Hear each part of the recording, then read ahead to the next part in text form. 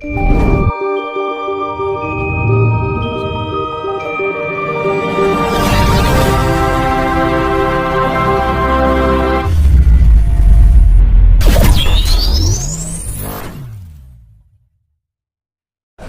mandi kan ada yang pernah saya sebutkan adalah 5 sikap keheningan. Nah, pertama adalah tetap dimanapun kita berada kita merasakan kenyamanan, relaksasi. Kan ada relaksasi ya kan, ketenangan dan kedamaian. Sebelum madep itu kan harus rileks dulu kan kondisi. Afirmasi rileks, afirmasi tenang, afirmasi damai. Afirmasi rileks, kita melakukan rileks itu dalam arti kita merasakan nyaman, melepaskan ketegangan otot pikir, batin, jiwa kita harus diluaskan, iya kan? Luasnya samudra kan, gampangane kan ngono. Jembarno jiwamu sak jembaring jagat kan ngono. Raga kita akan nyaman. Terus kan tetap kedua adalah madhep. Di saat sudah kita nyaman, kita madhep marang Yang Gusti sang Pangeran. Sujud marang Gusti bahwa segala apa ya pun yang itu ada yang waseso, jadi menguasai. Di dalam adanya kita ada karena sesuatu yang menguasai di dalam keberadaan kita sendiri. Anane ono saka ora ono. Makanya harus disuwungkan. Suwung kuncinya. Nah, ketika kita sudah suwung, tetek. Kalau kita sudah suwung, tetek, keberanian mentalitas jiwa kita terjaga, mentalitas kita terjaga. Tidak ada rasa ketakutan dan kekhawatiran di dalam kehidupan keduniawian. Jadi keduanya los, bahwa segala kekuasaan ini, bahwa Tuhan yang menguasai, bukan diri kita atas keinginan kita sendiri. Kadang-kadang keinginan kita menjadi beban hidup kita sendiri. Itu tetap. Keempat adalah menep. Kalau kita sudah tetap menep, sekeruh air apapun yang kotor, keruh, akan menjadi mengendap ketika kita sudah tenang. Kalau kita sudah tenang, mantep, apa yang tidak terlihat menjadi terlihat, karena mengendap itu menjadi bening. Diarani tirta wening sejati.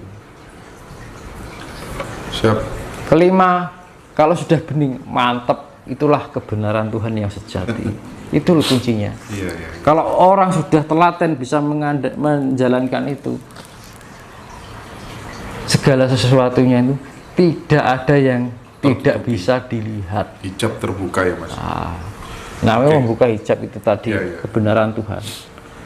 Di situ kita mengenal isitulah kebenaran Tuhan. Tanpa melalui diri kita, tanpa leluhur, jangan harap kita bisa mengenal Tuhan. Sekarang dari Butin Mas. Mas Tinus, bagaimana cara untuk mengidentifikasi WC atau petunjuk yang benar-benar dari Tuhan dan bukan ilusi dan imajinasi kita semata? Energi, kita mengenal energi. Kita jangan terbelenggu oleh imajinasi. Namun bagaimana kita bisa mengenal imajinasi? Ketika kita bisa mengenal imajinasi, kita bisa memahami imajinasi itu benar atau tidak. Lah, bagaimana kita bisa mengenal imajinasi? Kita bisa harus memahami energi. Energi itu berasal dari partikel itu tadi. Kembali pada partikel. Partikel kita bisa menemukan dari rasa. Rasa itu kembali pada itu tadi. Tetap. Balik ning kono meneh. Tetap madhep, tetep menep lan mantep. Yen wis kuwi kabeh ketok, Mas. Ning kuncine kuwi telaten apa ora?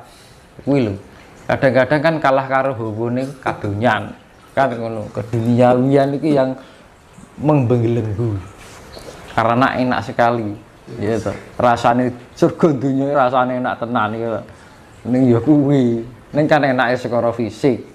Ning secara non materi nggak tahu. Saya tidak bisa menyebutkan. Oke, geser ke Mas Hidayat. Mas Hidayat ini kayaknya petani, Mas. Ini ada 2 pertanyaan lagi dari Mas Hidayat. 1, doa mandi di saat dini hari atau jadwal semalam tadi, tanya doanya apa. Yang kedua, doa saat mau buka lahan untuk bertani. Jadi dia minta tip aja dari Mas Tinus supaya pada saat dia bertani itu apa tuh namanya, bisa panennya melimpah. Barangkali seperti itu kalau dideskripsikan kayak. Gimana, Mas? Ya itu tadi. Mandi dulu. Pakai doa nggak sih? Doa boleh, enggak ya juga boleh. Tergantung pemahaman kan. Gitu ya. Jadi kita lebih fleksibel atau universal. Orang mau Jawa ini fleksibel, Mas. Orang kudu ngene, kudu ngono. Iya. Bahkan katanya Ribet gitu loh. mendekat Tuhan Kenapa tanpa harus kita aturan. dulu pemikiran leluhur kita universal, kenapa sekarang menjadi menyempit? Nek wong cah alam sakit ya ampun ngono. Piye kok iso ngene iki kan ngono lho. Kudune kan luwih pengalaman dan kok malah jadi nyempit kok ngene ngono lho. Kadang-kadang kan yang disayangkan gitu. Doktrin, Mas.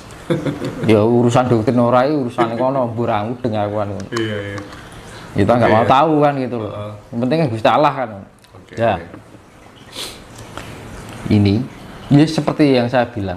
Ketika kita mencintai alam, alam akan memberi juga mencintai kita sendiri. Disebut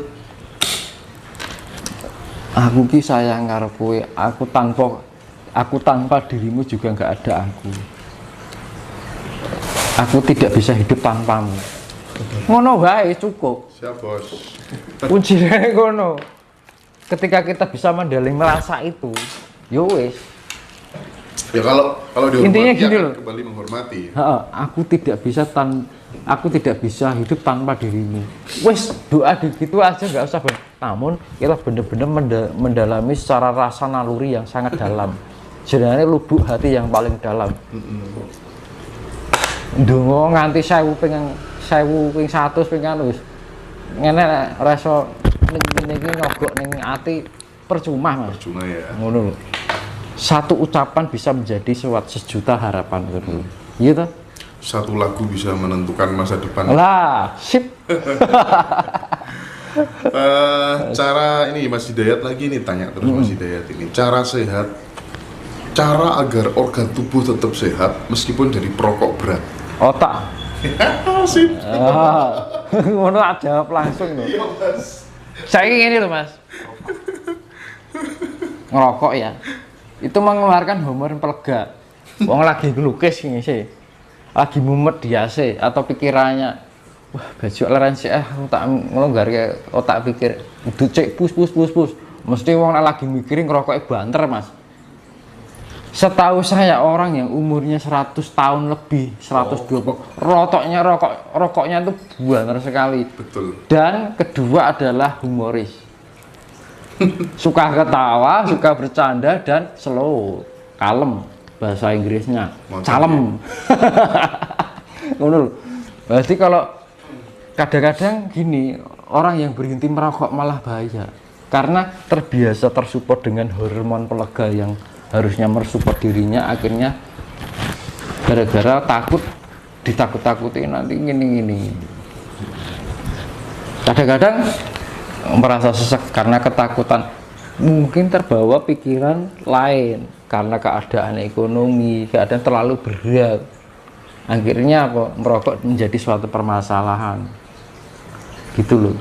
Namun yang terjadi adalah saya pernah menemukan nini atau nenek 125 tahun, ada yang 129 tahun, rata-rata satu merokok, kedua nginang. Iya, betul. Itu keterbukti, dan rokoknya kretek. Iya, Mas, ya, Mas. Nah, itu yang menyehatkan itu bukan masalah tembakau, namun Pikiran. mining. Mind is creating. Pikiran itu mencipta. Nah, ngono lho. Kadang-kadang kita harus berpikir kayak gitu. Kadang-kadang ngono. Saiki dokternya dokter kok. Mas Hidayat lagi Mas. Cara untuk sowan ke Mas Tinus, silakan gabung ke grup Telegram Ngaji Roso. Nah, nanti akan di-forwardkan di situ caranya teman-teman ya. Geser ke Rahmat Aira. Nah, iki piye iki? Cara untuk memperbaiki jagat alit gitu. Kasih Mas. Kasih ya. Terus kuncinya dijelasnya bola-balik. Aura kasih. Ini pertanyaan ini dari Loka Jaya. Mungkin orang Tuban ya. Oh enggak ding. Penguburan orang Jawa Muslim Mas, kenapa selalu menghadap ke utara? Jadi yang dia pertanyakan itu kenapa dihadapkan ke utara? Ada apa dengan utara gitu kayaknya? Iya, pemahaman itu aku bingung ya. Karena bikin yang ketika aku yang bikin orang aturan itu bukan orang Jawa, saya bingung. Iya, oke. Ya jawabannya seperti itu. Tanya kepada yang bikin aturan aja. lebih tepat gitu. Geser ke Mas Ucup, nyuwun dijabaraken tentang energi alam utawi hasta brata. Tadi udah dibahas. Dan bagaimana cara mengenali dan mengimplementasikannya. Penyelarasan. Juga adakah keterkaitan dengan hitungan Jawa? Pemutaran Mas. Hitungan Jawa itu ketika kita lahir misalkan bulan Agustus atau bulan Desember itu mempengaruhi sifat. Oh. Misalkan Kliwon itu rata-rata jiwane AC, waisonan, pon. Itu sih rata-rata sifatnya rada apa ya? Teguh pendiriannya. Nek di kepinginan kudu Pon. Kalau paeng itu wah egois. Keras. Namun kasih. Nyata itu. Kan kasih. Iya. Itu legi itu wonge ya ora iso nan. Kadang-kadang sampe anak koyo dukun ngono. Udah terbelenggu. Kok apal? Hanya ingin sebuah pencitraan.